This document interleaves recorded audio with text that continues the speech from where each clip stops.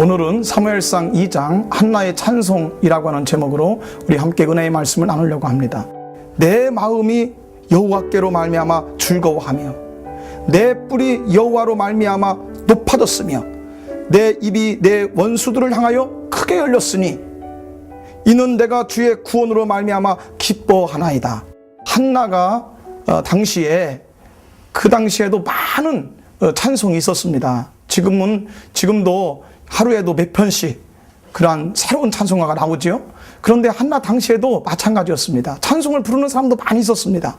많은 찬송을 부르는 제사장들도 있었고 찬송시도 다양했었습니다. 그런데 왜 한나의 찬송을 성경에다가 기록해 주셨을까요? 한나의 찬송을 하나님께서 남겨두신 이유가 있는 것입니다. 하나님께서 한나의 찬송을 기록하셔서 하나님께서 알리고 싶으신 것이죠. 한나의 찬송을 통해서 많은 사람들에게 자랑하고 싶으신 것입니다. 하나님께서 한나의 찬송을 통해 가지고서 이제 이 만천하의 자손만대 하나님께서 이 한나의 찬송을 기억하고 알아야 된다고 하는 그런 말씀이죠. 그러면 이 한나의 찬송은 왜 그렇게 하나님께서 기뻐하시고 왜 한나의 찬송을 그렇게 하나님께서는 자랑스러운 찬송으로 여기셨을까요?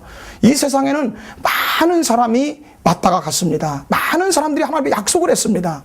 그런데 많은 사람들은 약속을 해놓고 지키지 않았죠.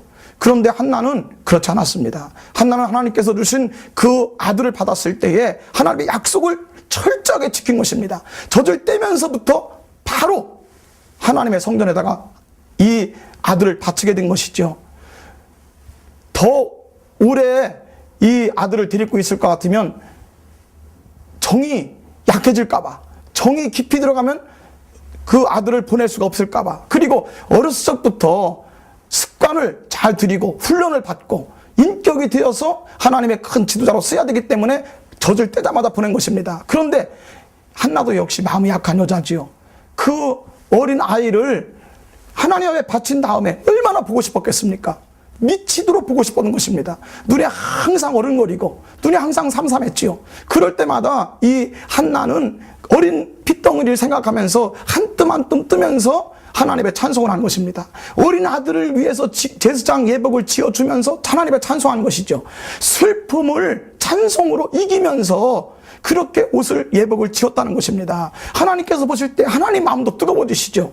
세상에 저렇게 약속을 철저하게 지키는 여자는 처음 봤다. 이렇게 믿음 있는 사람은 처음 봤다. 그리고 그 이별의 아픔, 자식을 생각하는 그 애처로움도 찬송으로 하나님 앞에 영광을 돌리고 받은 은혜를 더욱더 귀중하게 여겨가지고 자신의 아픔과 고통까지도 찬송으로 승화시키는 거구나. 하나님께서 가장 이 찬송을 기뻐하셨다는 것입니다. 대부분의 사람들은 좋을 때 찬송하죠. 어려울 땐 찬송하지 못합니다. 원망하고 불평합니다.